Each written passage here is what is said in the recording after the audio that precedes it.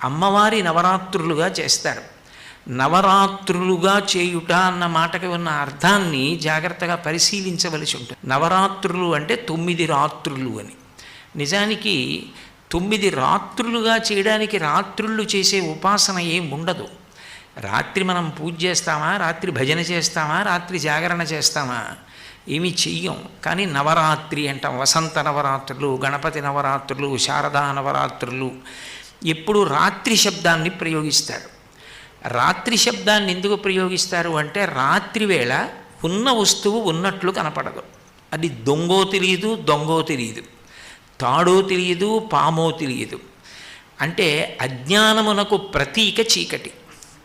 ఆ చీకటి పోవాలి. చీకటి పోవడానికి 9 రోజుల ఉపాసన ఎందుకు పెడతారంటే 9 దాటితే 10 వస్తుంది.